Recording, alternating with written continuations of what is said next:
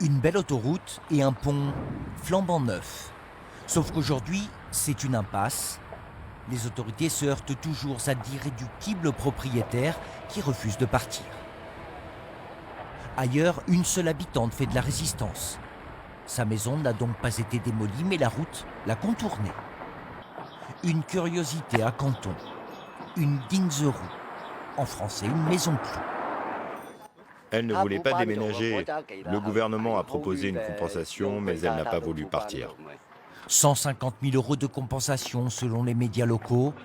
Pas assez pour la propriétaire qui ne veut pas du relogement proposé. Dans le passé, d'autres comme elle ont résisté à la pression, au bulldozer, lancé par les pouvoirs publics ou les promoteurs immobiliers. Au milieu de cette forêt d'immeubles, cherchez l'erreur. C'est cette maison qui ne devrait pas être là pour laisser place à un gratte-ciel, mais le propriétaire tient bon. Ici habitent une dizaine de locataires. Venez, je vous montre. Là, ce sont les toilettes et la cuisine. Partie commune pour 5 familles, à la limite de la salubrité. Toutes vivant dans des chambres, comme celle-ci, sans fenêtre. Mais tout le monde, propriétaire et locataire, y trouve son compte. Ici, je paie 100 € par mois. Mais pour une chambre avec des toilettes dans ce quartier, cela devrait être 250 €. Aujourd'hui, le mètre carré ici vaut de l'or. Le terrain est à l'État. Mais les murs appartiennent aux propriétaires. Il garde ses droits sur cette maison.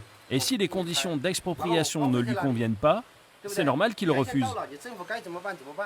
Un refus car les compensations financières ne sont pas à la hauteur des espérances du propriétaire. Dans cette ville où le prix du mètre carré a grimpé de 440% en 10 ans, c'est 10 000 € aujourd'hui. Mais dans la majorité des cas, propriétaires et promoteurs trouvent un accord. Shen Longlong, 57 ans, est né dans cette maison. Il a déjà accepté les conditions d'expropriation. Ce sera beaucoup mieux. La nouvelle maison qu'il me propose est plus grande. Le salon est un vrai salon. Il y aura aussi une vraie cuisine et une chambre. Dans moins d'un an, ils devraient tous être partis pour laisser place à la construction d'un nouveau gratte-ciel. Mais tout le monde n'a pas la chance de trouver un accord. Les résistants de cet immeuble, aujourd'hui entourés d'une autoroute, ne dormiront plus jamais tranquilles.